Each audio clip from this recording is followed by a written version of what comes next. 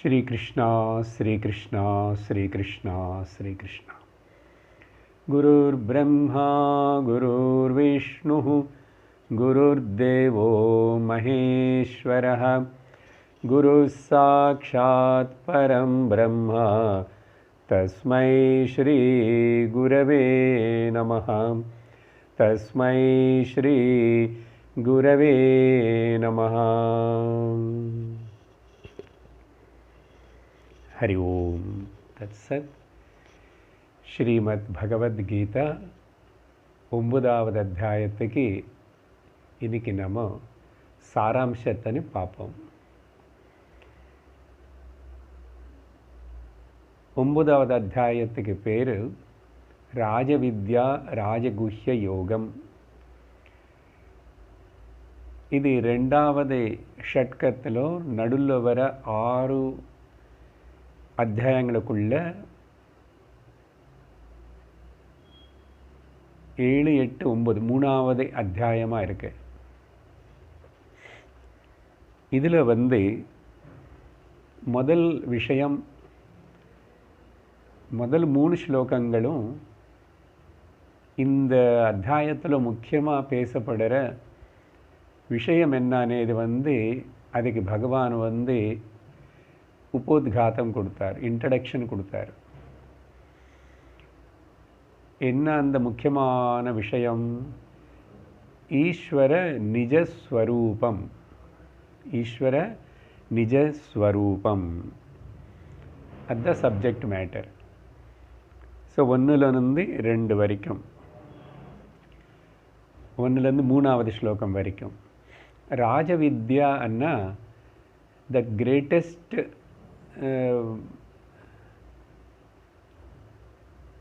Knowledge என் அர்த்தம். ரொம்ப சிறந்த ஞானம். எதனாலன்னு சொன்னால் இது அத்தியந்த பலத்தினு கொடுக்கறது, மோட்சமனே பலத்தினு கொடுக்கறதுனால திஸ் இஸ் தி ராஜவித்யா. ராஜகுஹ்யமனு சொன்னால் this is very rarest to get. ரொம்ப அதிசயம், வெரி ரேர். இந்த மாதிரி இது வேணுமனு விரும்புகிறவங்களே கொஞ்சம் பேர். குஹ்யமன்னா சீக்ரெட்னா ரேர்னு அர்த்தம், வெரி ரேரஸ்ட். ஏன்னா கொஞ்சம் பேர் தான் விரும்புவாங்க. அந்த விரும்பி வந்த கொஞ்சம் பேரில் கூட இன்னும் கொஞ்சம் பேர் தான் புரிஞ்சுக்குவாங்க, நிற்பாங்க, புரிஞ்சுக்குவாங்க. அதனால் ராஜவித்யா ராஜயோக் ராஜகுஹ்யம், the greatest knowledge and the greatest the rarest knowledge. இதுதான் முதல் 3 ஸ்லோகங்களுக்குள்ள.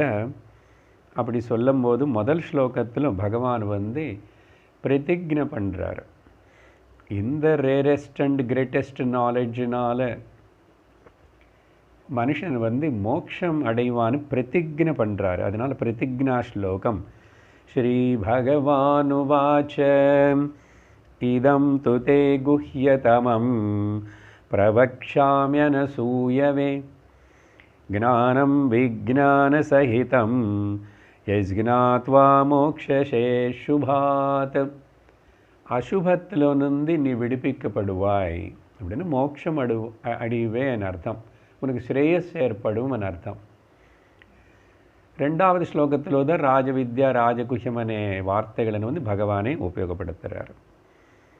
அடுத்தது 2வது தலைப்பு 4வது ஸ்லோகத்தில் தொடங்கி 10வது ஸ்லோகம் வரைக்கும் the main teaching of this chapter, main teaching of ஈஸ்வர ஸ்வரூபம்னா என்ன అనేది உபனிஷத்துகளனு ஆதாரமாக வச்சுக்கிட்டு சொல்லப்படுற ரெவலேஷன்ஸ்.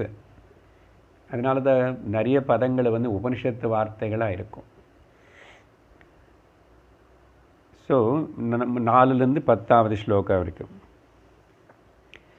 என்ன அது நிஜஸ்வரூபம் ஆஃப் தி பகவான் அப்படின்னா அந்த நிஜஸ்வரூபம் வந்து ஈஸ்வரனுடையது சத்தா மாத்திரம், சத்ரூபம், எக்ஸிஸ்டன்ஸ் பிரின்சிபிள், இருப்புதல். அப்படி என்ன அர்த்தம்? இதுக்கு முன்னாடி நம்ம படித்த விஷயங்களை ஞாபகப்படுத்திக்கிட்ட, இல்லை இப்போ புரிஞ்சுக்கிட்டான்னு பரவாயில்ல, 5 விஷயங்கள் இருக்கு. இந்த சத்துன்னு இது வந்து இந்த ஜகத்தில் எந்த ஒரு பதார்த்தத்துடைய பொருளுடைய ஒரு பாகமோ அதனால் உற்பத்தி செய்யப்பட்டதோ இல்லை அதோடைய குணமோ கிடையாது. ஸோ சத் is existence is not the part or product or the property of the any நாமரூபா, எனி ஆப்ஜெக்ட்.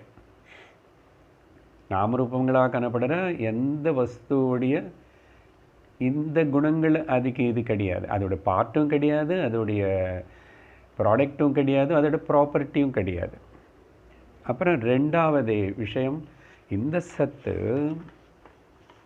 எக்ஸிஸ்டன்ஸ் வந்து சுதந்திரமாக தனக்கு தானாக நிற்கிற ஒரு பிரின்சிபல்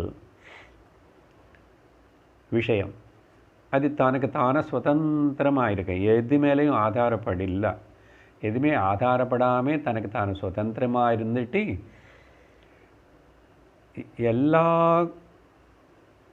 அடுத்த பதார்த்தங்களுக்கு எல்லாத்துக்கும் அது எல்லாத்துக்குள்ளே அந்த நாமரூபங்களுக்கு எல்லாத்துக்குள்ளே வியாபித்து அது எல்லாத்துக்கும் கூட இந்த சத்துன்னு அது கடன் கொடுக்கறது, டிஸ்ட்ரிபியூட் பண்ணுறது.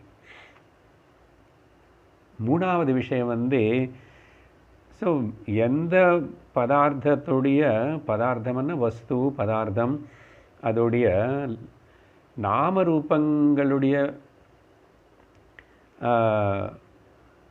அந்த லிமிட்டேஷன்ஸ் ஆஃப் தி நாம ரூபா. ஒரு ரூபம்னா அதுக்கு ஒரு லிமிட்டேஷன் இருக்கும், இந்த சைஸு இந்த கலர்னு. அப்படி உலகத்தில் காணப்படுற எந்த நாமரூப பதார்த்தத்துடைய நாமரூபத்தினால அதோடைய பவுண்ட்ரிஸுக்கு வந்து இந்த சத்து வந்து கட்டுப்பட்டு இல்லை. பியாண்ட் எல்லை, எந்த எல்லை போட்டு இதனை லிமிட் படுத்த முடியாது.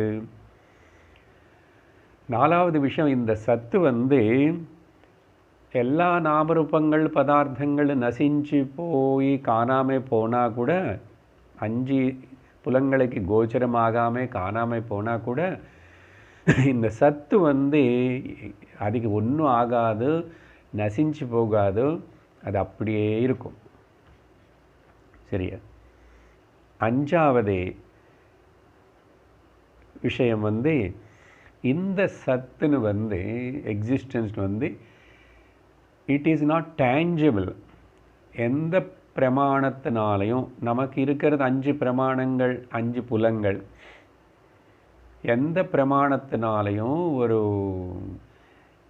அத்தாரிட்டி வச்சுட்டு இது வந்து இதுன்னு கிரகிக்க முடியாது. இது கிரகிக்க முடியாதுன்னா அது வந்து புலங்களுக்கு எட்டாத விஷயம். புலங்களுக்கு எட்டாமே இருக்கு. ஸோ இருப்புதலாக இருக்கின்றனது. ஸோ இந்த 5 வந்து சத்துடைய லட்சணங்கள். எப்போ சத்தனு சொல்கிறோமோ சித்தனு கூட எடுத்துக்கணும். இப்போதைக்கு அந்த வார்த்தை அப்படி இருக்கட்டும். அப்போ இந்த சத்து இடத்துல இப்போ கேட்கும்போதே நம்மளை வச்சுக்கணும். நான் இந்த சத்து இருக்கேனே, இருப்புதலாக இருக்கேனே, இருக்கிற இந்த நான் எனக்கு ஒட்டி இருக்கிற இந்த சரீரத்துடைய பார்ட்டோ ப்ராடக்டோ ப்ராப்பர்ட்டியோ இல்லைன்னு இந்த 5 விஷயங்களே எனக்கு நான் சத்துன்னு சொல்லி அப்ளை பண்ணி சிந்திக்கணும். சரியா? ஓகே. அப்புறம் இது பகவான் விவரித்த விதானம் வேறு. அப்போது இந்த சத்துடைய டிஸ்கிரிப்ஷன் என்ன? நம்ம 5 பாயிண்ட்ஸ் இப்படி சொல்லியிருக்கோம். நமக்கு புரியறதுக்காக. ஆனால் பகவான் ஸ்லோகங்களுக்குள்ளே 4லேருந்து 10 வரைக்கும் சொல்லும்போது என்ன விஷயத்தை அவர் ஹைலைட் பண்ணி காமிச்சிட்டாரு சொன்னாருன்னா, அப்போ சத்தனேது அவர் அங்கே எல்லாமே சிங்குலராக ஃபஸ்ட் பர்சன் அவர்னு சொல்லிக்கிறாரு. மம, மே, மயி அப்படின்னு சொல்லும்போது இந்த கிருஷ்ண சரீரம் అనేది இருக்கே, இது சத்தியம் இல்லை. இது ஏன்னா நாமரூபம் எதுவுமே சத்தியம் இல்லை அக்கார்டிங் டு வேதாந்தா. ஆனால் நான் காணப்படுற இந்த நாமரூபமாக காணப்படுற இந்த கிருஷ்ண சரீரம் கூட நித்தியம் இல்லை, அது சரி நிஜமான என்னுடைய ஸ்வரூபம் இல்லை, சத்து தான் என்னுடைய நிஜஸ்வரூபம் அப்படின்னு சொல்கிறது. அதுக்கு என்னன்னா அங்கே நானும் அதனால தான் இந்த சரீரத்தில் மட்டுமே இருக்கேன்னு நினச்சிக்காது, நானும் சர்வகதா. பாயிண்ட் 1. ஸோ அங்கே எஸ்டாப்ளிஷ் பண்ணது என்ன, இந்த சத்து எது பற்றி பேசுகிறோமோ, இந்த நானன்னு நமக்கு என்ன தோணுறதோ அந்த நான் நிஜமாக சர்வகதா, எல்லா இடத்துலும் வியாபிச்சிருக்கிற ஒரே ஒரு சத்து அப்படின்னு பகவான் சொல்லி, இது ஆனால் புலங்களினால இது சர்வத்திரா வியாபிச்சிருந்தால் கூட, இது சப்போர்ட்டாக இருந்தால் கூட, இதனால் வேலை செய்கிற அந்த இந்திரியங்கள் இருக்கே, மனசு இந்திரியங்கள், அந்த இந்திரியங்களுக்கு கோச்சரம் ஆகாதது, இந்திரிய அகோச்சரம். அதுக்கு அங்கே நம்ம டெக்னிக்கலாக கொடுக்குற வார்த்தை அவ்யக்தம். இது அவ்யக்தம். 4வது ஸ்லோகத்தில் பார்த்தீங்கன்னா, மயா ததமிதம் சர்வம், சர்வம் என்றார் பார்த்தீங்களா, சர்வகதான்னு வந்தாச்சு. அதில் ஜெகதவ்யக்த மூர்த்தினா, அவ்யக்த மூர்த்தினா அவ்யக்தமான சக்தி. இது இந்திரியங்களுக்கு கோச்சரம் ஆகிறதில்லை. ஆனால் இது இல்லைன்னா அந்த இந்திரியங்களே வேலை பண்ணாது. அதனால் இந்திரியங்கள் வேலை பண்ணுறதுனால அந்த எஃபெக்ட் பார்த்து காசு அவ்யக்தம்னு தெரிஞ்சுக்கணும்.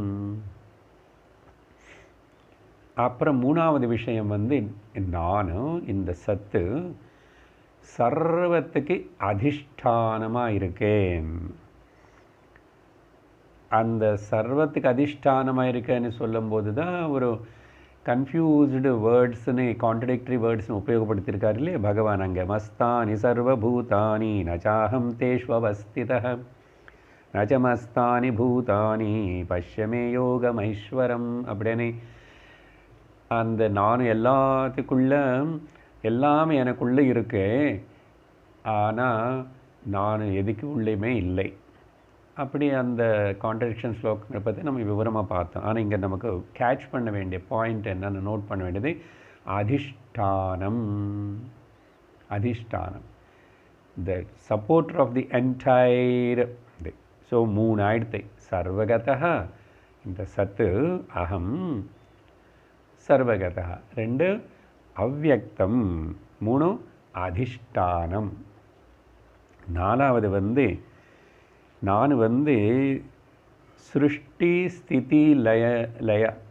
இந்த நாமரூப ஜகத் பிரபஞ்சம் அது உருவாகிறதுக்கு அதுக்கு சப்போர்ட்டாக இருக்கிறது நான் தான். ஆனால் நான் டைரெக்டாக அதில் இன்வால்வ் ஆகிற என்னுடைய சக்தியான மாய அது எல்லாத்தையும் கல்பிக்கிறது. அந்த மாய கல்பிக்கிறது, அது கல்பிக்கும் போதும் அதனால் இந்த சிருஷ்டி ஸ்திதி லயಗಳನೆ இது நடக்கும்போது அது எதுவுமே கூட என்ன தொடலை. நான் அசங்கனாகவே இருக்கேன். இந்த சத்து அசங்கமாக தான் இருக்கேன். நான் அப்ளை பண்ணிக்கோங்கோ, சிந்திங்கோ.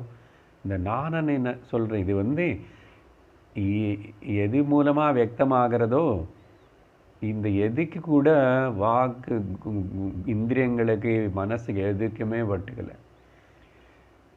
ஸோ அசங்கः. எப்படின்னா பகவான் வந்து இங்கே ஆகாயத்தின் உதாகரணம் கொடுத்தார். யதாகாசஸ்திதோ நித்யம் 6வது ஸ்லோகத்தில் நித்யம் வாயு சர்வத்திர கோ மகான். ஆகாயத்துடைய உதாகரணம் கொடுத்தார். ஆகாயம்ல தான் எல்லாமே இருக்கிறது, காணப்படுறது, அதில் தான் நடமாடுறது, வாயு அக்னி ஜலம் பிருத்திவி. ஆனால் எதுவுமே இவ்வளோத்துக்கு சப்போர்ட் பண்ணுறது ஆகாயத்துக்கு ஏதாவது ஆகணும் இல்லையோ, கொஞ்சம் ஒட்டுக்கணும் இல்லையோ, ஒட்டுக்கலை. அதே மாதிரி தான் இந்த சத்தான நானும் எதுவுமே இல்லை. அதனால் அசங்கः. எப்படின்னா ஒரு மூவி பார்க்குறோம், டிவிலேயோ ஸ்க்ரீன் மேலேயோ, டிவி ஸ்க்ரீன் மேலேயோ, மூவியில் எல்லாமே மூவ் ஆகும். அது மூவயதி இது மூவி, அது மூவ் ஆகிறதுனால தான் மூவி. ஆனால் அது வந்து நம்ம மனசுன்னு கூட மூவ் பண்ணும், நம்மளோட புத்தினி மூவ் பண்ணும். ஸோ மூவயதி இது மூவி. அந்த மூவியில் மூவ் ஆகாமல் இருக்கிற ஒன்று இருக்குங்க, எல்லாருக்கும் தெரியும். ஆனால் கவனிக்கல எப்பவுமே. என்னது? ஸ்க்ரீனு. எந்த ஸ்க்ரீனுனால, எந்த ஸ்க்ரீனுடைய சப்போர்ட்டுனால அந்த மூவி அது மேலே காணப்பட முடிஞ்சதோ, அப்படிப்பட்ட அந்த ஸ்க்ரீனு மூவே ஆகலை. அது மட்டும் இல்லை, அது மேலே மூவான எதுவுமே அது ஒட்டுக்கலை. மூவியில் ஸ்க்ரீனில் ஜலம், அக்னி, வாயு, அது இது, யுத்தம், ஃபைட்டிங், ஸ்டண்ட், கொலை எல்லாம் பார்ப்போம். ஏதாவது ஒட்டுக்குமோ? நல்லது கெட்டது எதுவுமே ஒட்டுக்கலை. ஆனால் ஸ்க்ரீன் இல்லாமல் இந்த மூவி காணப்படுமா, பார்க்க முடியுமா? அந்த மாதிரி ஆகாயம் உதாரணம் கொடுத்தார். 5வது டிஸ்கிரிப்ஷன் வந்து, ஸோ இப்படி சொன்னதுனால சிருஷ்டி ஸ்திதி லயங்களுக்கு நான் கர்த்தா. 5வது பாயிண்ட், சிருஷ்டி ஸ்திதி லய கர்த்தா. ஆனால் அசங்கः. ஸோ எத்தனை ஆயிடுச்சு? 5 விஷயங்களை பகவான் இந்த 4லேருந்து 10வது ஸ்லோகத்துக்குள்ளே தெரிவிச்சிட்டார். ஸோ நான் இந்த சிருஷ்டி ஸ்திதிலய கர்த்தாவாக இருந்தால் கூட இப்படிப்பட்ட ஒரு காரியம் செய்கிறதுனால இதில் எனக்கு புண்ணியமோ பாபமோ கர்மையோ பந்தமோ செய்கிறன்றார். கர்த்தான்னா செய்கிறவன் தான் அர்த்தம். ஆனால் சந்நிதி மாத்திரேன, எஸ்ய சந்நிதி மாத்திரேன, ஏன்னா நான் உதாசீனவதாசீனவத் மயாத்தியக்ஷேண பிரகிருதி. ஜஸ்ட் இன் மை ப்ரெசன்ஸ் தான் அந்த பிரகிருதி வந்து சூயத்தே, எக்ஸ்பேண்ட்ஸ், மேனிஃபெஸ்ட். ஆனால் என்னது? சும்மா ஒரு தோற்றம்தான். அதனால தான் எனக்கு இந்த ட்ராமானால் எதுவுமே ஆகலை. நான் கர்த்தாவும் ஆகலை, போக்தாவும் ஆகலை, எதுவுமே ஆகலை. நான் அசங்கனாகவே இருக்கேன். இந்த ட்ராமா சிருஷ்டி ஸ்திதி லயன ட்ராமா எனக்குள்ள அப்படி ஒரு அலை மாதிரி வர்றது, அலை அடங்கின மாதிரி அடங்கிறது. So it is rising and falling. இப்போ ஜலத்தில், கடல் அணை ஜலத்தில் அலைகள் அப்படி ரைஸ் ஆகிறது, ஃபால் ஆகிறது. அப்படி என்ன சத்துலேயே இந்த நாமரூபங்கள் அப்படி ஒரு காணப்படுறது. என்ன இது நாமரூபம் எங்கே இருக்கு? சத்து தான் இருக்கு. ஜலமே தான் அலையாக காணப்படுறது, ஜலையே தான் பபுலாக காணப்படுறது, ஃபோமாக காணப்படுறது. ஸோ இந்த மாதிரி 5 முக்கியமான விஷயங்களை சொல்லி இந்த நிஜ ஈஸ்வர ஸ்வரூபத்தினை பகவான் நமக்கு காட்டி கொடுத்தார். அப்படின்னா என்ன? இப்போது கன்க்ளூஷன், தேர்ஃபோர் நான் வந்து நிர்குண சத் ஸ்வரூபம். 4 வார்த்தைகளாக சொல்கிறேன், எல்லாம் ஒன்று தான். ನಾನು ನಿರ್ಗುಣ சத்ஸ்வரூபம், இல்லை ನಾನು ನಿರ್ಗುಣ பிரம்மஸ்வரூபம், இல்லைன்னு 6ன்னு அர்த்தம். எய்தர் எந்த வார்த்தை சொல்லுங்க. ನಾನು ನಿರ್ಗುಣ பிரம்மஸ்வரூபம், நான் நிர்குண சைத்தன்யஸ்வரூபம், இல்லை ನಾನು ನಿರ್ಗುಣ புருஷஸ்வரூபம். ஏன்னா பிரகிருதி అనేది ஒன்று இருக்குது பக்கத்தில். அதனால தான் ஞானம் விஞ்ஞானம், பரா பிரகிருதி அபரா பிரகிருதி. ஸோ 2 இருக்குதுனால பிரகிருதி என்னுடையது, ஆனால் நான் புருஷன். பிரகிருதி என்ன ஒன்றும் தொடாது, ஆனால் நான் பிரகிருத்தினை உபயோகப்படுத்திட்டு மாயா, பிரகிருதிக்கு இன்னொரு பேர் மாயா. அதனால் so who is the god? இதுதான் நிர்குண புருஷஸ்வரூபம்.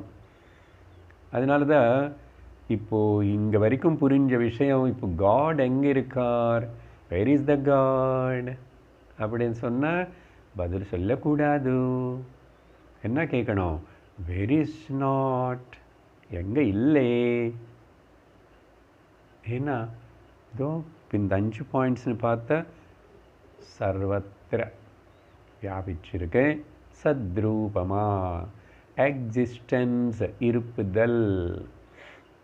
கொஞ்சம் டஃப், ஆனால் சிந்திக்கணும். என்ன அர்த்தம் இப்படி சொன்னார், இதுக்கு என்ன அர்த்தம், என்ன இதோடைய டீப் மீனிங்.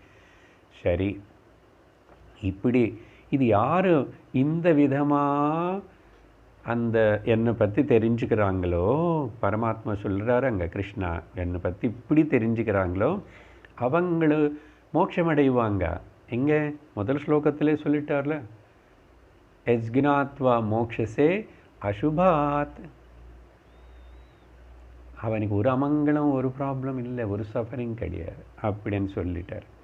அப்புறம் 3வது, சரி நீங்கள் சொல்லிட்டு போகிறீங்க ஒரு ப்ராப்ளம் இல்லை, அசுபமே அவனுக்கு இல்லை. ஆனால் இங்கே வாழ்க்கையில் பார்த்தா மனிதர்கள் எல்லாரும் இவ்வளவு துக்கப்படுறாங்க, இவ்வளோ பயப்படுறாங்க, இவ்வளோ வியாமோகப்படுறாங்க. சம்சாரம் అనేది கண்ணுக்கு முன்னாடி ஒன்று தெரியறதே. அப்போது இந்த ஜீவர்களுடைய மனிதர்களுடைய சம்சாரத்துக்கு காரணம் என்ன అనేది 11, 12வது ஸ்லோகத்தில் சொல்கிறார். சரியா? இங்கே அவஜானந்தி மாமூடாக மானுஷிம் தனுமாஸ்ரிதம். நான் ஏதோ இந்த மனுஷ ஒரு சரீரம் எடுத்துக்கிட்டு வந்த நான் ஏதோ லிமிட்டெடு, ஏதோ கிருஷ்ணா தேவகி என்னுடைய பிள்ளையானி இப்படியே தான் நினச்சிக்கிறாங்க. ப்ளூ பாய் ஆஃப் பிருந்தாவனன் அப்படி நினச்சிக்கிறாங்க. Black boy of Brindavan.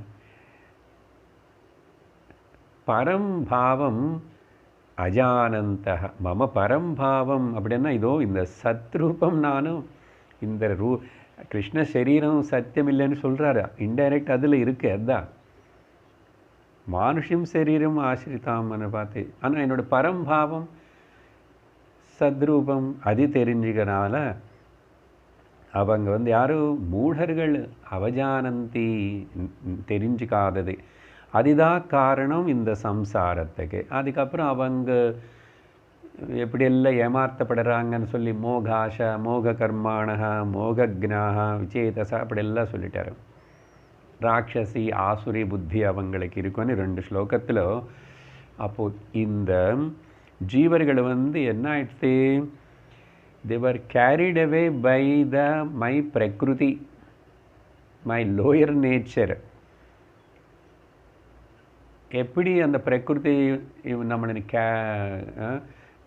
ஏமாத்துறது, மயங்க வைக்கிறது, அதுதானே சம்சாரத்துக்கு காரணம்னா 3 விதமாக பண்ணுமா. அது என்னன்னா, இந்த பிரகிருதி అనేది என்ன, அது எப்படி புரிஞ்சுக்கணும்னா, அது முதல்ல அன்பிரிடிக்டபிள். அது நிர்திஷ்டமாக இதாது இது இவ்வளோ இதுன்னு சொல்ல முடியாது. இதுன்னு இவ்வளோன்னு கரெக்டானு சொல்ல முடியாது, நிர்தாரணம் பண்ண முடியாது. அன்பிரிடிக்டபிள். 2வது அன்கண்ட்ரோலபிள். நமக்கு நம்ம சரீரம் மேலே கண்ட்ரோல் இருக்கா? இந்த சரீரத்துக்கு வயசாகிறது கண்ட்ரோல் இருக்கா? மூப்பு வருது, வியாதி வருது, ஏதாவது கண்ட்ரோல் இருக்கா? ஸோ இல்லை. நம்ம சொந்த சரீரத்து மேலே கண்ட்ரோல் இல்லை. உள்ள சாப்பிட்ட சாப்பாட்டு டைஜஸ்ட் ஆகணுமா, இன்னைக்கு ஆக வேண்டாமா, நம்ம கண்ட்ரோல் இல்லை. அந்த மாதிரி அன்கண்ட்ரோலபிள், முதல் அன்பிரிடிக்டபிள். இது இந்த பிரகிருத்தியோட சுபாவம். மூணாவது சரி அது ஏதாவது அப்படியே நிற்குமான்னா அன்சஸ்டெயினபிள். அது அப்படியே இருக்காது. இருக்கிறது சரி அப்படி இருக்குமான்னு அப்படி இருக்காது. இது நிர்திஷ்டமோ இவ்வளோதானா, இதுதான், அப்படி சொல்ல முடியல. இதுன்னு சொல்ல முடியல, அதுன்னு சொல்ல முடியல, அது இருக்குமான்னு சொல்ல முடியல, எப்போ போகுமான்னு சொல்ல முடியல. ஏதாவது கண்ட்ரோல் பண்ணி அப்படி இப்படி மேஜிக் பண்ணி அது பண்ணி தந்திரம் மந்திரம் யந்திரம் பண்ணி ஏதாவது பண்ணி அதையும் பண்ண முடியல. ஸோ 3 டிஃபெக்ட்ஸு, 3 ஃபீச்சர்ஸு பிரகிருதியில். டிஃபெக்ட்ஸ்னு இப்படி இது இப்படிதா, தட் இஸ் லைக் தட் அப்படின்னு புரிஞ்சுக்கணும். அதனால தான். ஆனால் இது புரிஞ்சுக்காம இந்த பிரகிருதியில் பிரகிருதி நல்லது தான், அதில் நிறைய பியூட்டி இருக்கே, நாவலிட்டி இருக்கே, வெரைட்டி இருக்கே. குட், பி வித் பிரகிருதி, பரவாயில்ல, என்ஜாய் த பிரகிருதி. ஆனால் அது சத்தியமனு பிடிச்சிக்காத. அது பிடிச்சிக்காம நீ அதை உபயோகப்படுத்திக்கணும், அதுமாரி ஆதாரப்படாமல். எப்படி? உதாரணத்துக்கு பாருங்க, ஏதோ ஒன்று பிடிச்சிக்கிறதுக்கு ஒரு ஆதாரம் இருக்கணும். அந்த டாபிக் தான் 4வது விஷயமாக. உனக்கு ஏதாவது ஸ்டேபிளாக ஒன்று பிடிச்சிக்கணும்ப்பா. அன்ஸ்டேபிள் மேலே நீ இருக்கே. ஆனால் அன்ஸ்டேபிளான இந்த வாழ்க்கைன்னு நடக்கும்போது ஸ்டேபிளானது ஏதாவது இருக்கா? சாஸ்வதமானது, ஸ்ட்ராங்கானது, நிற்கிறது, சப்போர்ட்டு எது பிடிச்சிக்கிட்டா? ஏதாவது பிடிச்சிக்கணும் நீ. எதனாலன்னா இந்த நாவலிட்டி, பியூட்டி, வெரைட்டி இருக்கிற இந்த பிரகிருதிக்கு சம்பந்தப்பட்ட நாமரூப பிரபஞ்சத்துக்கு ஸ்டெபிலிட்டி இல்லை. ஸ்டெபிலிட்டி இல்லை. அப்போ ஸ்டெபிலிட்டி எங்கே இருக்கு? ஸ்டேபிளாக ஸ்டெபிலிட்டி இருக்கிறது அது பிடிச்சிக்கோ. அதுக்கு தான் 13வது ஸ்லோகத்திலிருந்து 19வது ஸ்லோகத்து வரைக்கும் அந்த பகவான் அந்த பிடிச்சிக்கிற பொருள் என்ன, அது எப்படி பிடிச்சிக்கிறதுன்னு அர்த்தம் என்ன அப்படின்னா, உனக்கு அந்த ஸ்டேபிளானது ஒன்று இருக்க, சாஸ்வதமானது, நித்தியமானது, அது ஈஸ்வரனை நீ பிடிச்சிக்கணும். ஈஸ்வரனை பிடிச்சிக்கணும். அங்கே தான் பக்தி எலிமெண்ட். இந்த டாபிக் அதுதானே, பக்தி சம்மந்தப்பட்டது தானே. ஸோ அப்போது ஈஸ்வர தர்சனம்னா என்ன, 4வது டாபிக். ஸோ ஸ்டேபிளாக பிடிச்சிக்கிறதுக்கு வேண்டிய ஒரு ஹோல்டர் அந்த புருஷ தத்துவத்தினே, ஈஸ்வர தத்துவத்தினே பிடிச்சிக்கோ. அதனால அந்த ரியல் ஈஸ்வர தத்துவத்தினே. சிம்பிள் நாமரூபம் சும்மா திரும்பி கோவில் விக்கிரகம் அதெல்லாம் சொல்லிடல. அது பிடிச்சிக்கிட்டா முதல் ஸ்டெப்பு தான், அவ்வளோதான். ஆனால் அது கொஞ்சம் கொஞ்சம் வரணும். சரி பரவாயில்ல, அட்லீஸ்ட் அந்த விதமாவது முதல்ல பிடிச்சிக்கோ. பக்தனாயிரு, பகவான் விரும்பு, பகவானை பக்கம் திரும்பு. பகவான் விரும்பிட்டால் தான் பகவானை பக்கம் திரும்புவேன். அந்த விஷயந்தான் இங்கே 13லேருந்து 19 வரைக்கும் ரொம்ப முக்கியமான ஸ்லோகங்கள். மறுபடியும் இந்த சப்போர்ட் அப்படின்னா என்ன, எதுக்குன்னா உதாரணம் முதல்ல 2 சொல்கிறேன், அப்புறம் விஷயம். இந்த ரோலர் கோஸ்டர், அது சிம்பிளாக சொல்கிறோம்னா பெரிய ஜெயிண்ட் வீலுன்னு நம்ம ஊரில் ஓரளவுக்கு தான் பார்க்குறோம், சின்ன சின்னதாக பார்க்குறோம். ஆனால் அதில் ஒன்று இருக்கு, ஒன்று இப்படி சுற்றி மேலேக்கு போய் இப்படி வந்துடும். இந்த வெளிநாட்டில் பெரிய பெரிய எக்ஸிபிஷன்ஸில் பார்த்தீங்கன்னா அது இப்படி மேலேக்கு கீழேக்கு பக்கத்தில் இப்படி சாஞ்சி, அப்புறம் தலையிடிச்சுக்கிற மாதிரி ஒரு இடத்துல அப்படி வேகமாக போகும் ரோலர் கோஸ்டர். இந்த ஃபன்னுக்காக இந்த பொருட்காட்சி இதில் எல்லாத்தில். ஆனால் அதில் உட்கார்றவங்களுக்கு நல்லா பெல்ட்டு போடணும். அப்போது நீ ஸ்டேபிளாக அந்த சீட்டுக்கு விடாமல் இருப்ப. ஏன்னா அது மேலே போய் தலைகீழ இப்படி போய் வரும். அப்புறம் நீ கையை வச்சு கூட முன்னாடி இருக்கிற ராடு பிடிச்சிக்கணும், பெல்ட்டு கண்டிப்பாக போடணும் இல்லையா? ஸோ இந்த மாதிரி ஸ்டேபிளாக பிடிச்சிக்கிட்ட இந்த சுற்றிட்டு இருந்தால் கூட நீ சமாளிச்சுக்கலாம். ஆனால் அந்த சுத்தெல்லாம் வயிறு சுற்றும், கண்ணு சுற்றும், எல்லாம் தலை சுற்றும். பட் ஃபன் அப்படி பிடிச்சிக்கிட்டு ஃபன், டூ த ஃபன். அதுதான் இந்த வாழ்க்கை అనేది life is a drama, life is a game, life is a fun.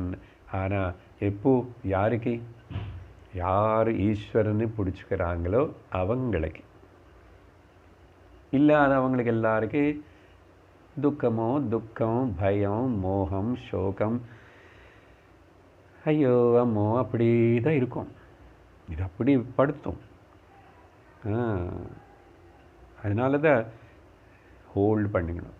இல்லைன்னு இன்னொரு உதாரணம், அந்த கங்கா ரிஷிகேஷ் ஹரித்வாரில் கங்கா ஜலத்தில் குளிக்கணும்னா அங்கே ரொம்ப வேகமாக பிரவகிச்சிட்டு இருக்கும். அங்கே பெரிய ஒரு சிமெண்ட்டு கம்பம், அதுக்கு இரும்பு செயின் வச்சுருக்கும். அந்த இரும்பு செயின் பிடிச்சிக்கிட்டு நீ கங்கையில் குளிக்கலாம். கங்கை தானே பாப்போம், தாய் தானே அப்படின்னு சொல்லிட்டு நீ இறங்கிட்டாவா தள்ளிக்கிட்டு போயிடும், சமுத்திரத்தில் போயிடுவேன். ஸோ அந்த செயின் பிடிச்சிக்கணும். அந்த மாதிரி தான். ஸோ இந்த சம்சாரத்தில் பகவான்னு பிடிச்சிக்கணும். அந்த பிடிச்சிக்கிறது என்ன எப்படி అనేది அப்போது ஸோ சம்சாரத்துக்கு துக்கத்துக்கு காரணம் என்னன்னா இந்த ஸ்டேபிளாக இருக்கிற புருஷ தத்துவம் ஈஸ்வரன்னு பிடிச்சிக்காம நாமரூப மித்யா ஜகத் பிரபஞ்சத்தை பிடிச்சிக்கிட்டு இருந்தால் அது துக்கத்துக்கு காரணமாகவும், பயத்துக்கு காரணமாகவும், மோகத்துக்கு காரணமாகவும் சம்சாரம். அப்படின்னா சம்சாரஸ்ய காரணம் ஈஸ்வர அக்ஞானம். அதுதான் அவஜானந்தி மாமூடாகனு பகவான் சொன்ன. தெரிஞ்சுக்காதனால தான். யாருன்னு பிடிச்சிக்கணும், எது நம்பணும், எது எனக்கு சப்போர்ட் கொடுக்கும்னு தெரியாமல் இருக்கிறது. அதனால தான் ஈஸ்வர அக்ஞானம் தான் சம்சாரத்துடைய காரணம். இப்போது இந்த எப்படி சாதனை பண்ணணும், அப்போது எப்படி பிடிச்சிக்கணும் பகவான்னா, பொதுவாக இந்த பக்தி அனி சொல்லும்போது 3 படிகள். எல்லோரும் இந்த 3 படிகளில் ஒன்றுலொன்று வர வேண்டும். கண்டிப்பாக everybody has to come through this 3 stages one by one. ஆனால் ஒன்றுக்கு அப்புறம் ஒன்றும் ஹையர். என்னன்னா முதல்ல கர்மயோக லக்ஷணா பக்தி. எல்லோரும் கர்மயோகம் மூலமாக அந்த பக்தி అనేది செலுத்தணும். கர்மயோக லக்ஷணா பக்தி. அதுக்கு பிறகு உபாசன லக்ஷணா பக்தி ரெண்டாவது. உபாசன கர்மயோகம் கூட இங்கே ஈஸ்வர ஆராதனா, வழிபாடு, பூஜா, புனஸ்காரம் அதெல்லாம். ஆனால் உபாசன லக்ஷணா பக்தியில் ஆக்சுவலாக ஒரு ஸ்டெப்பு மேலே. இது இன்னொரு விதமாக விவரிக்கும் போது உங்களுக்கு இன்னும் புரியும். முதல்ல இந்த 3 பாயிண்ட்ஸை பார்த்துக்கணும். அப்போது கர்மயோக லக்ஷணா பக்தியில் கண்டிப்பாக ஒரு ஸ்டேஜுக்கு அப்புறம் கொஞ்சம் நாளுக்கு அப்புறம் நீ உபாசனா லக்ஷணா பக்திக்கு வரணும். அது கூட ஃபைனல் இல்லை. உனக்கு விடுதலை மோட்சம் கொடுக்காது. ஞான லக்ஷணா பக்திக்கு வரணும். ஞான லக்ஷணா பக்திக்கு வந்தாதான் நமக்கு பூர்ணத்துவத்தை கொடுக்கும். ஸோ 3 படிகள். இது எல்லாரும் every seeker person has to come through this.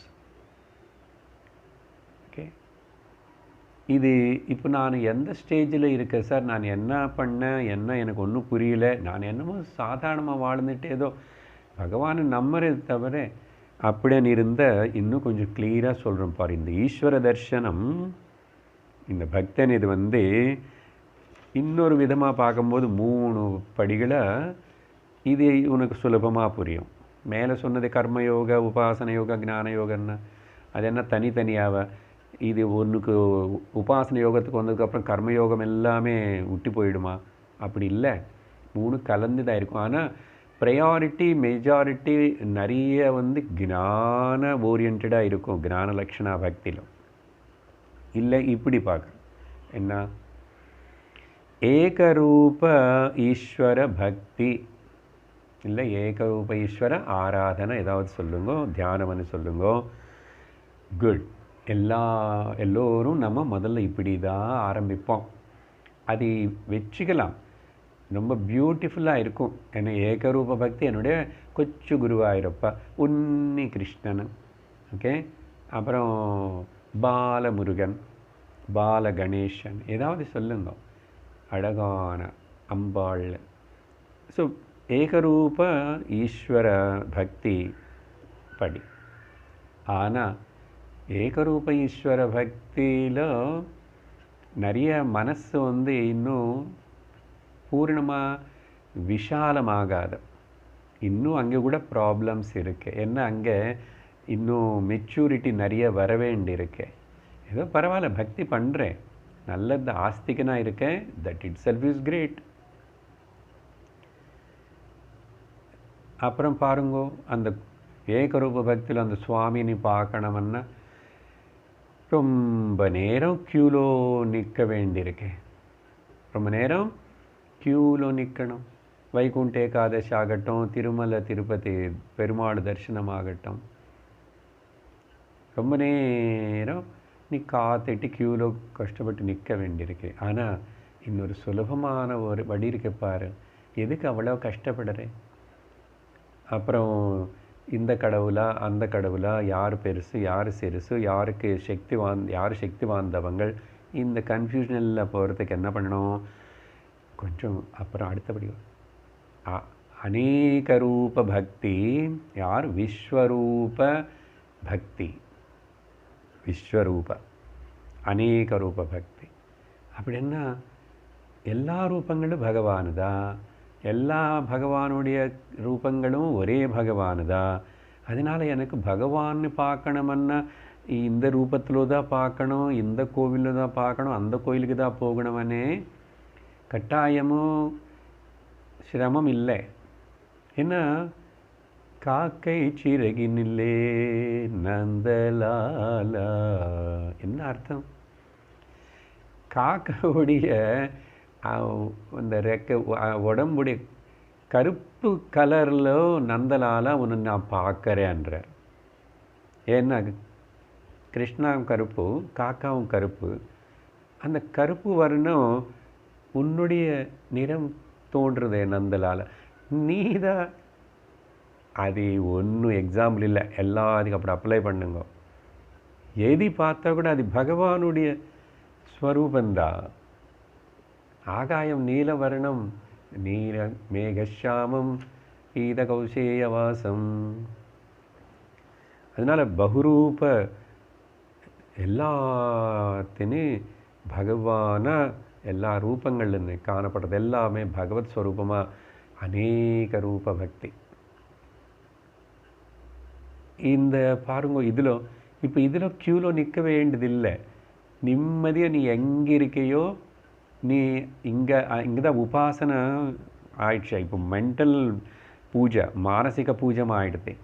எனக்கு பாஹ்யமாக எதுவுமே வஸ்துகளும் சமயமும் தேசமும் என்னை ரிஸ்ட்ரிக்ட் பண்ண முடியாது. நான் எப்போவுமே பகவானுடைய தரிசனத்தில் தான் இருக்கேன். எவ்வளோ சுலபம் பாருங்க. ஆனால் இதுக்கு வரத்துக்கு விரும்பாமல் நல்லா திண்டாடுறான். ஒரு கோவில் விஷயமாவதே, ஒரு யாத்திரை விஷயமாவதே, ஒரு சுவாமிக்கு கும்பிடுற விஷயத்தில் எவ்வளோ சிரமம் ஆயாசப்பட்டு அவங்கள நிடிச்சு இவங்களை நிடிச்சிட்டு, இதெல்லாம் பிகினிங்கில் ஓகே. எத்தனை வருஷம் அதிலேயே இருந்துட்டு, சரி அங்கே ஏதாவது உனக்கு பூர்ணமான ஒரு நிம்மதி, உனக்குள்ள சாத்விக சுவாவங்கள் வந்து வளர்ந்ததா, ராகமும் துவேஷங்களும் கோபமும் தாபங்கள் எல்லாம் உன்னை விட்டு போயிடுச்சான்னு கேள்வி கேட்டால் அப்போ எதுக்கு? ஆனால் இதில் பாரு, அநேக ரூப பக்தி. என்னுடைய மாமியாரும் தெய்வந்தான். இல்லை சார் அப்படி சொல்லாதுங்க, அவங்கள மட்டும் பயங்கரம். என்னோடய பதி தெய்வம், என்னோட பாரிய தெய்வம், எல்லா குழந்தைகளும் எல்லாரும் பகவானுடைய ஸ்வரூபம் தவிர இன்னொருத்தர் இல்லை. ஸோ இதனால் முதல்ல வந்து அநேக தேவதைகள் ஒன்றா இருக்காருன்னு கன்ஃபியூஷன் போயிடும். இல்லை நமக்கு சுற்றி இருக்கிற இந்த மக்கள் எல்லாரும் இவங்க மோசம் சார், ரொம்ப கேவலம் அப்படின்னு சொல்லி இதையும் திட்டுறதோ செய்கிறதோ விட்டு போயிடும். அவங்க எப்படி பிஹேவ் பண்ணிட்டாலும் சரி, அவங்களுக்குள்ளே இருக்கிற சத்வஸ்து பகவான் தான். எல்லாரும் சத்ரூபமாக நினச்சி பார்க்கணும். நாமரூபங்களுக்கு பார்த்து முக்கியத்துவம் கொடுத்துட்டு ஸ்வபாவத்தனி பார்க்காது ஸ்வரூபத்தனி பாரு. ఇది కూడా రెండవది స్టేజ్ தான். ఈ అనేక రూప భక్తిలో నుండి ఫైనల్ அடுத்தது அரூப ஈஸ்வர பக்திக்கு வரணும். அரூப ஈஸ்வர பக்தி ஆறு தர்ஷனம் என்னங்க ஞானத்தோடு கொடுக்கும். பாடுங்க மேலே 3 சொன்னான்னா அந்த 3க்கு இங்கே 3 இப்போ ரொம்ப சுலபமாக புரியுறது. அரூப ஈஸ்வர தியானம் ஆர் பக்தி.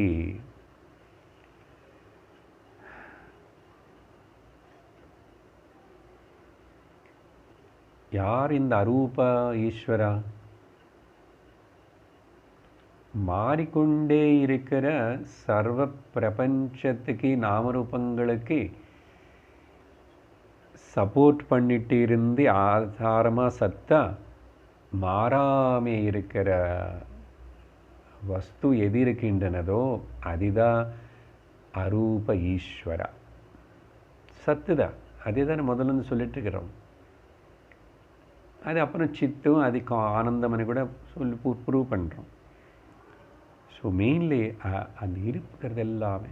ஸோ அரூப ரூபம் இல்லை. அப்போ நாமரூபங்கள் காணப்படுறது அவ்வளோதான். தங்கம் மேலே தான் ஆபரணங்கள்னு நீ சூப்பர் இம்போஸ் பண்ணி அந்த நாமரூபங்களுக்கு பார்த்து ஏமாந்து போய் அதுக்காக மனசில் அது வேணும், அந்த ரூபம் வேணும், எனக்கு எந்த ரூபம் வேணும், அந்த பேர் மாற்றணும், இது மாற்றணும். தங்கம் தான் அது, அது சத்துன்னு தெரிஞ்சுக்க. அதுக்கப்புறம் எங்கே உனக்கு why you are getting confused. அப்புறம் 5வது டாபிக் வந்து 20வது ஸ்லோகத்தில் வந்து 29வது ஸ்லோகம் வரைக்கும் பகவான் வந்து 2 விஷயங்கள்னு பேசுகிறாரு இங்கே. ஓகே, இது இந்த மாதிரி அங்கே 3 பேசிட்டோம், அப்புறம் இங்கே மறுபடியும் ஒரு 3 பேசிட்டோம். நீங்கள் முதல்ல ஆரம்பத்தில் என்னமோ 5 பாயிண்ட்ஸு இந்த மாதிரி அப்படி தான் பாயிண்ட்டாக ஹெட்டிங் வைஸாக சொல்லலைன்னா அப்புறம் எப்படி நமக்கு கொஞ்சமாவது மைண்டில் என்ன தான் படித்தோம். 10 கிளாஸ் ஆகிடுது இந்த 9வது அத்தியாயம். என்ன படித்தோம், என்ன புரிஞ்சதுன்னு கிரகிக்கணும் இல்லையோ. சரி, சகாம பக்தி அண்ட் நிஷ்காம பக்தனி 2 பற்றி பகவான் விவரிக்க தொடங்கிட்டார். எங்கே 20வது ஸ்லோகத்தில் இருந்து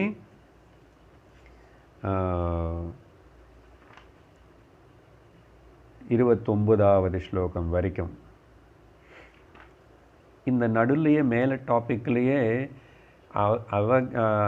அவஜானந்தி மூடர்களை பற்றியும் சொல்லி அங்கே பகவான் வந்து விவேகம் இருக்கிறவங்களை பற்றியும் சொன்னார். மகாத் மனஸ்து மாம் பார்த்த தெய்வீம் பிரகிருதி ஆஸ்ரிதாக. அந்த பாயிண்ட்டு ஒருத்தரேமோ பிரகிருதி மோகினியும் பிரகிருத்தின்னு ஆசிரிச்சு இருக்கான். அதுதான் இந்த நம்ம பாயிண்ட் 4வது டாப்பிக்கில் அதுதானே. எது பிடிச்சிக்கணும், அன்ஸ்டேபிளான பிரகிருத்தின்னு பிடிச்சிக்கிறான். அவங்க தான் மூடர்கள், அக்ஞானிகள், அவஜானந்தி.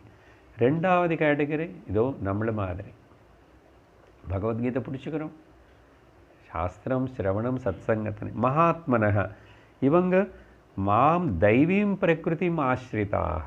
என்னுடைய தெய்வீம் பிரகிருதி நிஜ ஸ்வரூபம், நாட்டு ரூபம், நிஜ ஸ்வரூபம்,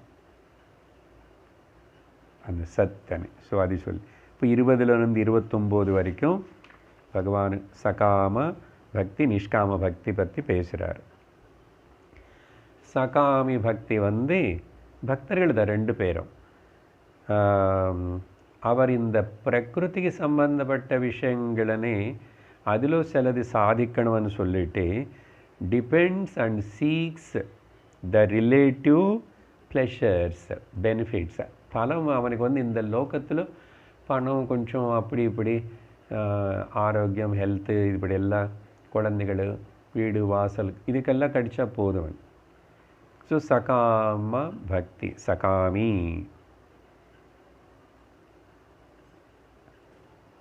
ரெண்டாவது அவனை வந்து நிஷ்காம பக்த, நிஷ்காமி.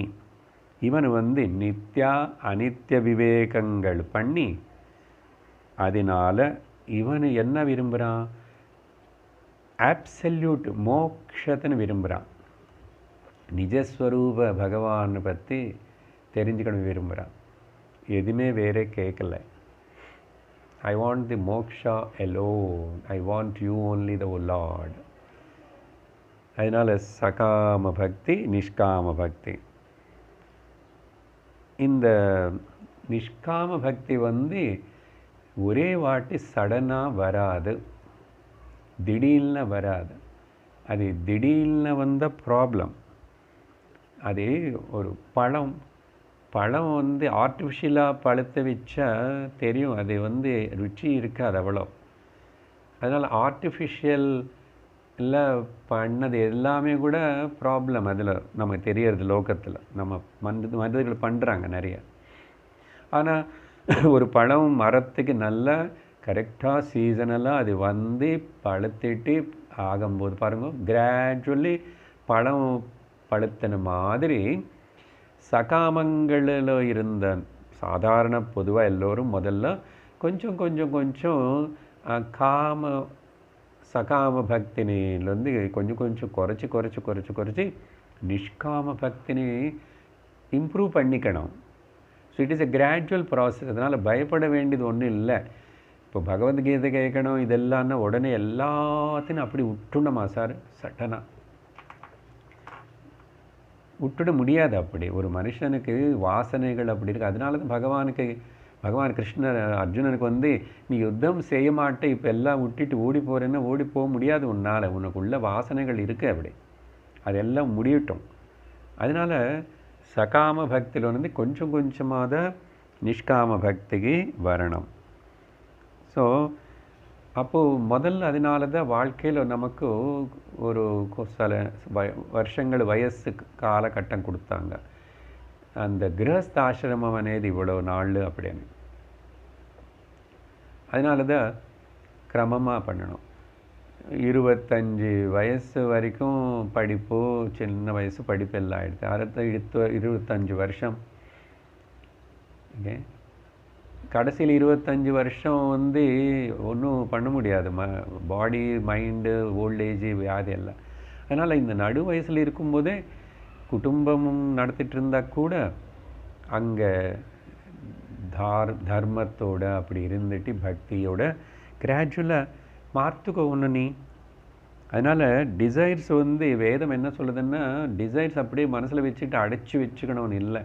Fulfil the desires but reasonably. தார்மீகமான ஆசைகளை நிறைவேற்றுக்கோ. அப்புறம் ஸ்லோலி விசாரணை பண்ணணும். அதனால தான் பகவான் சொன்னார் இல்லையா, அனித்யமசுகம் லோகம் சொல்லிட்டாரு. அதனால் இதிலும் அனித்தியமனியும் தெரிஞ்சுக்கோ. ஒரு நாளுக்கு எல்லாம் அப்புறம் தெரிஞ்சுக்கோ. அசுகமனியும் தெரிஞ்சுக்கோ. இவ்வளோ நாள் அது மேலே ஆதாரப்பட்ட உனக்கு ஏதாவது பூர்ணத்துவம் அதில் காணப்பட்டதா? அப்போ திரும்பு. அப்படி திரும்பிட்டா அவங்க என்னன்னு பாராட்டிட்டார் இல்லை, பகவான் சொன்னாரே. அப்படி திரும்பி வந்த துர்மார்கனானாலும் சரி, ஸ்திரீகள் வைஷ்யர்கள் சூத்ரர்களானாலும் சரி, பாபயோனிகளில் பிறந்தவங்களானாலும் சரி, அவங்க எல்லோரும் என்ன அடையலாமன்னு சொன்னார். சரி, அது கடைசி டாபிக். ஆக்சுவலி இப்போது 5th லாஸ்ட் பட் ஒன் டாப்பிக்கில் இருக்கிறோம். ஸோ இந்த நிஷ்காம பக்தி தான் நம்ம எல்லோரும் வர வேண்டிய இடம். நிஷ்காமம் ஆகணும். இந்த நிஷ்காம பக்தின்னு அப்புறம் எப்படி பண்ணுறது அப்படின்னு ஒரு வேளை கேட்டால், இது ரொம்ப சுலபம் அப்படின்னு சொன்னார். இது ரொம்ப சுலபம். நீ சகாம பக்தியில் பண்ணுற அளவுக்கு கஷ்டங்கள் இதில் எதுவுமே இல்லை. அங்கே அல்ப பலம், இங்கே அத்தியந்த பலம். அதனால் ரொம்ப சுலபம். எந்த நியம நிஷ்டைகள் அப்படியெல்லாம் தேவையில்லை. இந்த அட்லீஸ்ட் இந்த அத்தியாயத்தில் இந்த 2 ஸ்லோகங்களாவது மனப்பாடம் பண்ணி ஞாபகம் வச்சுக்கணும். பத்ரம் புஷ்பம் ஃபலம் தோயம் யோ மே பக்தியா பிரயச்சதி ததஹம் பக்தியுபஹ்ருதம் அஷ்னாமி பிரயதாத்மனஹ. ஸோ இங்கே பகவான் இந்த என்ன இருக்குது இந்த ஸ்லோகத்தில் கஷ்டம், இதுக்கு ஞாபகம் வச்சுக்கோங்க. மானசிகமாக பக்தி செலுத்துறது, பூஜை பண்ணுறது பழகுங்க. இருக்கிறது ஏதோ சுற்றி இருந்தால் சின்னதாக கொடுத்துட்டு பிரேமையோடு கொடு. பத்திரம் புஷ்பம் பலம். ப்ளஸ் கூடவே பக்கத்தில் அடுத்த ஸ்லோகத்துலேயும் 26 என்ன சொன்னார் பகவான்?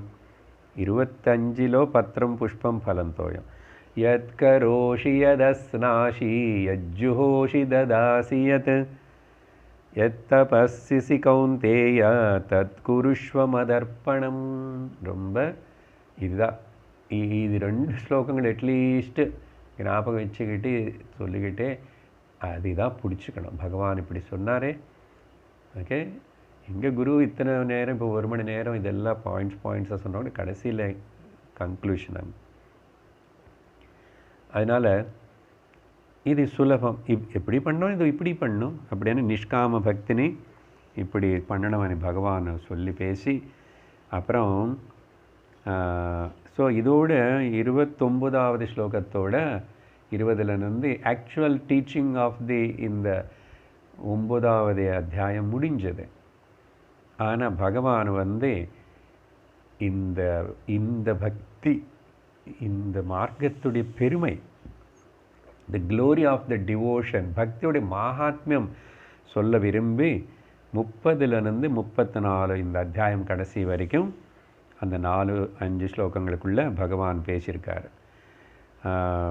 இங்கே என்ன கொடுத்தார், என்ன பேசிட்டாரோ சிம்பிளாக பார்த்தா 5 பாயிண்ட் ப்ரோக்ராம். நேற்றுக்கு தானே கேட்டோம், 5 பாயிண்ட்ஸ்னு சொன்னார். ஃபைனலாக நான் உனக்கு கிளியராக சொல்கிறேன் பாரு அப்படின்னு அந்த பக்தியுடைய மகாத்மியம் சொல்லும்போது 5 பாயிண்ட் லாஸ்ட் ஸ்லோகத்தில். அதுக்கு முன்னாடி தான் இந்த க்ஷிப்ரம் பவதி அபிச்சேத் சுதுராச்சாரः, அப்புறம் க்ஷிப்ரம் பவதி தர்மாத்மா, மாம் வியபாசிரித்ய ஸ்திரியः சூத்ரः. ஸோ எத்தனை கன்செஷன் கொடுத்தாரு. கன்செஷன் அதுக்கு தான் மகாத்மியம், இதில் இருக்கிற பெருமை பாரு, சௌலபியம் பாரு. அதுக்காக தான் அந்த 3 ஸ்லோகங்களுக்குள்ள 3 விதமான டிஸ்கிரிப்ஷன். ஒன்று இப்போ ரொம்ப துர்மார்க்கனாக இருக்கான் நேற்று வரைக்கும். இன்னொன்று போன ஜென்மத்து அப்புறம் வரும். இந்த போன ஜென்மத்தில் செஞ்ச பாபத்தினால இங்கே கொஞ்சம் கஷ்டமான ஜென்ம வந்துச்சு அவங்களுக்கு இங்கே. ஓகே, ஸ்திரீகள், சூத்ரர்கள், வைஷ்யர்கள் நேற்றுக்கு அதை பற்றி பேசியிருக்கோம். இன்னும் இல்லை, ஆல்ரெடி நல்ல இடத்துல வந்த பிராமண குணபிராமணனாக இருந்தாவோ, அட்லீஸ்ட் அது குலபிராமணனாக பிறந்ததுனால அந்த சுற்றி இருக்கிற சூழ்நிலைனால நீ குணபிராமணனாவாள். அப்புறம் ராஜர்ஷிகளாக இருக்கிறவங்க, புண்ணியம் செஞ்சவங்களும், பக்தி பண்ணுறவங்க, அப்போ அவங்களுக்கு என்ன ரொம்ப சுலபம் தானே. பக்தி எல்லோருக்கும் சுலபம். அதனால தான் லோகத்தில் பக்தி செலுத்துகிறவங்க தான் நிறைய பேர் இருக்காங்க. ஆனால் பாருங்கோ, இப்படி தெரிஞ்சுக்கிறாங்களா பக்தி என்ன, இந்த விதமாக கேட்குறாங்களா? அப்போது இல்லைன்னா வாழ்க்கையை முடிகிற வரைக்கும் ஒரே விதமான ஏகரூப பக்தனி ஞானம் எங்கேருந்து வரும், எப்படி வரும்? ஸோ ஞான லக்ஷணா பக்தி வரலேன்னு மோட்சம் இல்லை, புரிஞ்சுக்கணும். சோவாட் இப்போ என்ன நான் சோவாட்டுன்னு அந்த ஏகரூப பக்தியில் என்ன கிருஷ்ணரே சொல்லிட்டாரு, ஐ எம் நாட் தட் ரூபம். நீ என்ன அப்படி மட்டும்தான் நீ நினச்சிக்கிட்டா உனக்கு இன்னும் ஃப்ரீடம் வராது. நீ அக்ஞான இந்த சம்சார சக்கரத்துலேருந்து வெளியே படலை. நீ பக்தி பண்ணுற என்ன ரூபமாக கிருஷ்ணன்னு சொல்லிட்டு முதல்ல ஆரம்பிச்சிட்டேன். ஆனால் உண்மையாக நான் யாரும் தெரியுமா அப்படின்னு இங்கே பகவான் சொல்கிறாருன்னு கேட்டதானே பக்தாள் லோகத்தில். ஆனால் தெரியல, இன்னும் எத்தனை ஜென்மம் இருக்க அப்புறம் அவங்களுக்கு இது கிடைக்க போகிறது. நமக்கு கிடைச்சது ஹாப்பி தானே, சந்தோஷம். பகவான் கிருபை பண்ணார், எப்படியோ நடந்துச்சு, எனக்கு கிடைச்சதே அப்படின்னு சொல்லி அந்த 5 பாயிண்ட் என்ன எனக்கு ஞாபகப்படுத்திக்கணும். மன்மனாபவ மத்பக்தः மத்யாஜி மாம் நமஸ்குரு மாமே வைஷ்யசி யுக்தியைவம் ஆத்மானம் மத்பராயணः. நேற்று இதாக பேசினதால எல்லாருக்கும் ஞாபகம் இருந்திருக்கும். என்ன லட்சியமாக வச்சுக்கோ, மத்பராயணः பவ. சரி, என்ன லட்சியமாக வச்சுக்கிட்டு மறக்கக்கூடாத. உங்களை நினச்சி தான் உங்கள் வீட்டுக்கு தான் வந்துட்டுருக்கேன் சார், ஆனால் மத்தியில் மறந்து போயிட்டேன் அப்படி சொல்லலாமோ? அதனால தான் மன்மனாபவா, மறக்காதே. அப்புறம் கொஞ்சம் வேகமாக வரத்துக்கு ஒழுங்கா என்னுடைய மத் பக்தா மத்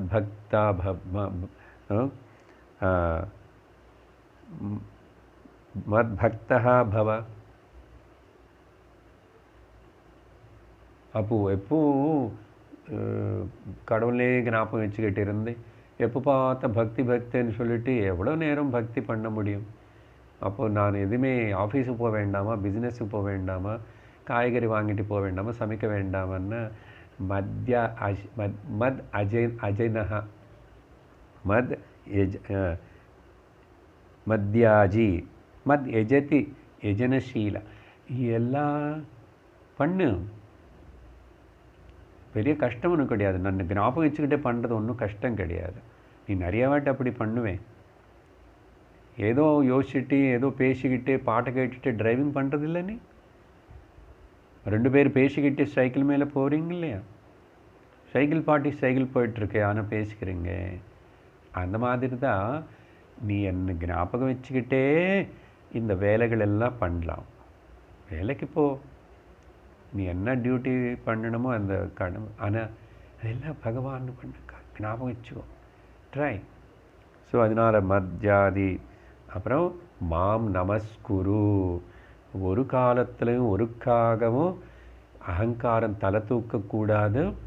நான் இவ்வளோ பக்தி பண்ணுறேன், நான் இத்தனை கோவிலுக்கு போனேன், இத்தனை தீர்த்த யாத்திரை பண்ணேன், நான் இவ்வளோ சத்சங்கத்தை அட்டெண்ட் பண்ணேன், இத்தனை வருஷமாக அட்டெண்ட் பண்ணேன், இப்படிப்பட்ட எந்த நல்ல காரியம் செஞ்சானோ சத்வகுணத்துக்கு சம்பந்தப்பட்ட சத்காரியங்களோட அகங்காரம் வரக்கூடாது. இது நிறைய பேருக்கு வரும். நான் நிறைய தானம் பண்ணேன், வெளியில் சொல்லலைன்னா கூட உள்ளே தோணுறதுன்னா கூட சரி, தோணக்கூடாது, வெளியில் சொல்லக்கூடாது. அப்படி இருக்கணும்னா நமஸ்காரம் நமஸ்காரம், மாம் நமஸ்குரு நமஸ்குரு நமஸ்குரு. பகவானே, எனக்கிட்ட என்ன இருக்குது, என்னோடதானே நான் பண்ணேன், நான் கொடுக்குறேன்னு. எல்லாம் உன்னோடது உனக்கு கொடுத்துட்டு பண்ணேன்னு. சரி பரவாயில்ல, என்னோடது தான் இப்போதைக்கு எனக்கு கொடுத்தாச்சுன்னு நினச்சிக்கோ. ஆனால் நினச்சிக்கோ, எனக்கு கொடுக்குறேன், எனக்காக சாப்பிட்றேன், எனக்காக குளிக்கிறேன், எனக்காக வேலை பண்ணுறேன், எனக்காக குடும்பம் பார்த்துக்கிறேன் அப்படின்னு நினச்சிக்கோ. பகவான் பண்ணு ஓகேன்றார். ஆனால் எப்போ நமக்கு மெச்சூரிட்டி வருது என்ன ஆகும்? நமஸ்தஸ்யை நமஸ்தஸ்யை நமஸ்தஸ்யை நமோ நமஹ. அதனால தான் பகவான் 66வது ஸ்லோகம் 18வது பகவத்கீதை கடைசியில் 66வது ஸ்லோகத்தில் என்ன சொல்ல, நம்ம இன்னும் கேட்கல, அது ஆனால் அடிக்கடி கோட் பண்ணுறோம். என்ன சொல்ல விரும்புகிறாரோ அது இப்போ இங்கவே சொல்லி ஆயிடுச்சு. அதே தான் திரும்பி அங்கே சொல்லுவார். என்னது? சர்வதர்மான் பரித்யஜ்ய மாமேகம் சரணம் व्रज அஹம் த்வாம் சர்வ பாபேப்யஹ மோக்ஷயிஷ்யாமி மா சுச்சஹ. சர்வதர்மான் விட்டுடு, யூ எய்ம், என்னை கிட்ட வா, என்னை மட்டும் வச்சுக்கோ. எல்லா சின்னதுக்கு எல்லாத்துக்கு வஸ்து தந்திரம் இதில் எல்லாம் உளுந்து போகக்கூடாது. ஓகே, ஸ்வரூபத்தில் சிந்தனைக்கு வா அப்படின்னு சொல்லிட்டு பகவான். ஸோ முதல் ஸ்லோகத்தில் இங்கே பிரதிஜ்ஞா ஸ்லோகமாக மோக்ஷசே அசுபார்த்தன்னு சொன்னாரா, இங்கே அதே தான். அவனை பஜஸ்வமாம் మత్పరాయణ నీ నాన్ రెండు పేరు ఇల్లే అనేది నీ ఉణర్వాయ్. அதுதான் பூர்ணத்துவம். பக்திலோ அந்த ஞான நிஷ்டை ஏற்படும். பக்தியுடைய பராகாஷ்டா ஞானம், ஞானத்துடைய பரிபூர்ணம் பக்தி, ஞானத்துடைய பரிபூர்ணம் பக்தியோட முடியும். பக்தியுடைய பராகாஷ்ட ஞானம் ரெண்டும் சேர்ந்து அப்படி கலந்து போகணும். ஸோ இப்படி நம்ம இன்னைக்கு இந்த 9வது அத்தியாயத்தினை முடிச்சிட்டோம். கடைசி புஷ்பிகை படிக்கிறேன். ஓம் தத் சரிதி ஸ்ரீமத் பகவத்கீதாசு உபனிஷத்சு பிரம்ம வித்யாயாம் யோகசாஸ்திரே ஸ்ரீகிருஷ்ணார்ஜுன சம்வாதே ராஜவித்யா ராஜகுஹ்யயோகோ நாம நவமோऽध्यायः. ஹரி ஓம். அந்த பகவானுடைய கிருபனாலையும் குரு கிருபனால நம்ம இந்த 9வது அத்தியாயம் வரைக்கும் இப்போ முடிச்சிருக்கோம். மேபி கொஞ்ச நாளுக்கு அப்புறம் இந்த விவேக சூடாமணி முடிச்சுட்டு மறுபடியும் கீதா அத்தியனம் தொடங்குகிறோம். ஓம் பூர்ணமதః பூர்ணமிதம் பூர்ணாத் பூர்ணமுதச்யதே பூர்ணஸ்ய பூர்ணமாதாய பூர்ணமேவாவசிஷ்யதே. ஓம் சாந்தி ஷாந்தி ஷாந்தி. ஹரி ஓம் ஸ்ரீ குருப்யோ நமः. ஹரி ஓம். ஹரி ஓம் தத்சத்.